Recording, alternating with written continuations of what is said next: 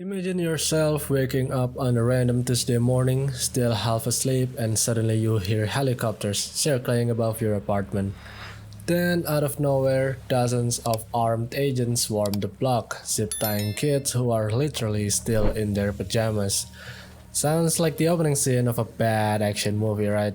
But yeah, I hate to break down to you, but nope, that was Chicago 2025. An operation that Trump administration proudly branded with the very Hollywood name, Midway Blitz. And if you assume they were out there hunting down dangerous terrorists, don't worry, that's exactly what they wanted you to believe. But once the numbers dropped, well, out of thousands of arrests, only about 2.6% involve anyone with an actual criminal record.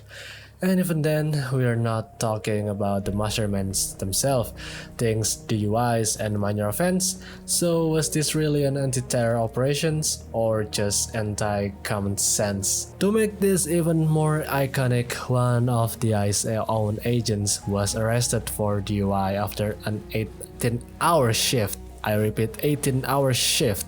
Hard to save America from major threats when your own team can't even drive straight. Well, in this video, we're breaking down how a supposedly high-stakes security mission spiraled into a masterclass of mismanagement, political theater, and overreach that caused far more chaos than results. Alright, so let's break down what actually happened in this so-called Midway Blitz, because once you zoom in past the flashy branding and the headline-friendly rhetoric, the whole thing starts to looking like a big mess, like a tactical operation and more like a confused political performance with a lot of iced agents. So what Midway Blitz claimed to be on the first place? On paper, Operation Midway Blitz was supposed to be this high-precision, high-stakes mission targeting the worst of the worst terror threats, violent offenders, people apparently so dangerous the government needed military-grade equipment to knock on their doors.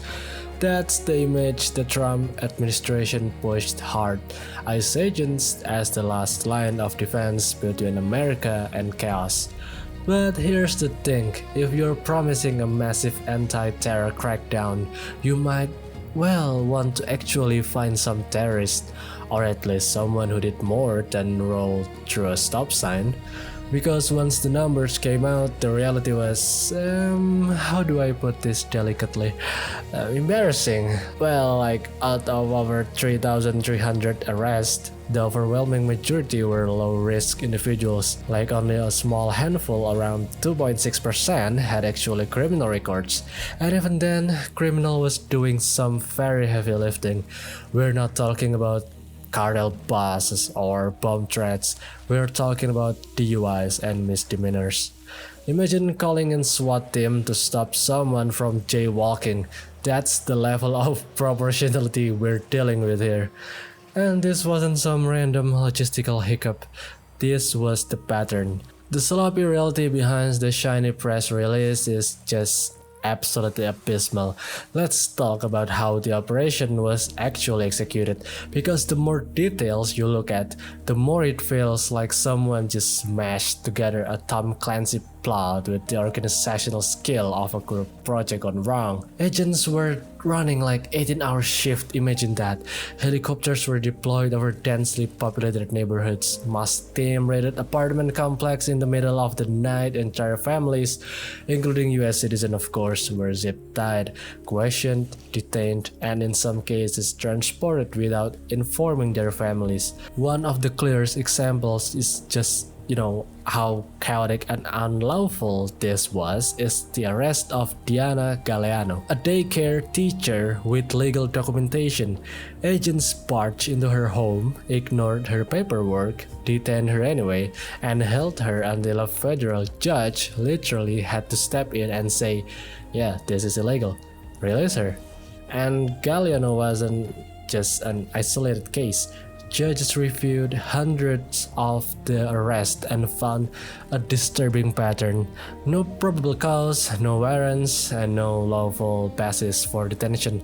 Judge Cummings eventually ordered more than 600 people released because I simply couldn't justify the arrest. You know how bad your operation has to be for a federal judge has to say like, you don't even have the basics of law enforcement here, so maybe you can just let everyone go? And yeah, that is just, well, so messed up. ICE and Trump's pattern is just, well, this is where we have to zoom out a bit, because Midway Blitz isn't this anomaly in an otherwise well-oiled system. It's more like the inevitable results of a system that's been pushed to these extremes without giving anyone the tools or the rules to handle it responsibly.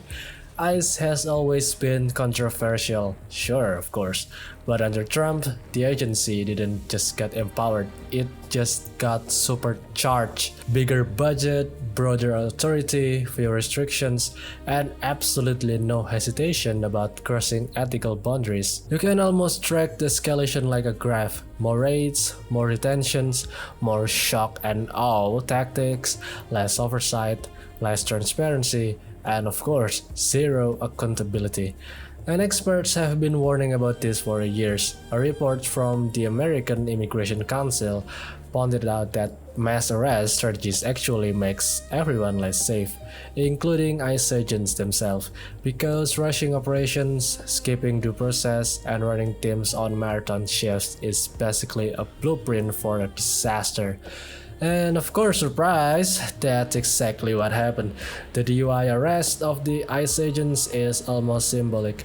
When your big operations to protect Americans ends with your own staff getting booked because they were pushed beyond exhaustion, well, maybe it's time for you guys to rethink about the strategy. And the next one I think is the numbers of course don't lie, but the branding did. Let's break it down, the data ICE doesn't want to talk about.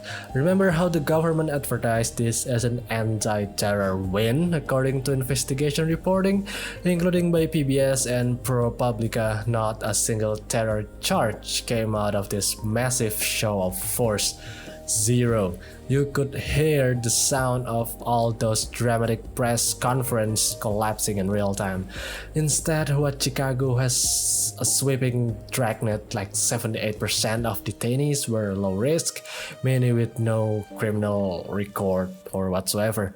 It's almost impressive in a depressing way, of course, like how they managed to spend so much time, so much money, and so much military-grade hardware to produce results this statistically pointless. And if that wasn't enough for you guys, during government shutdowns, ICE conveniently withheld data from the public, because nothing screams effective and transparent law enforcement like hiding your own performance reports. And of course, we're must talking about the human impact, like the fear, trauma, and everything else. Like, yeah, let's talk about the thing that actually matters, the people who had to live through this. Residents in Chicago described the raids as military-like. Kids witnessed armed strangers storming their homes. Families were split up without explanations, and elderly people were manhandled. People stayed indoors for days out of fear being mistaken for targets. Even the local economy took a hit. Neighborhoods like a little village, home to many immigrants run business, become ghost towns. Shops closed early, streets emptied out, customers stopped coming for months. So the real questions become, did these operations make anyone safer, or did it just make entire communities more afraid of the government than of any supposed criminals? If the goal was to destroy trust, of course I gotta say they nailed it. Studies from the Marshall Project confirm this kind of enforcement causes crime reporting to plummet. People don't call for help, they don't talk to the police anymore, they don't cooperate with investigation.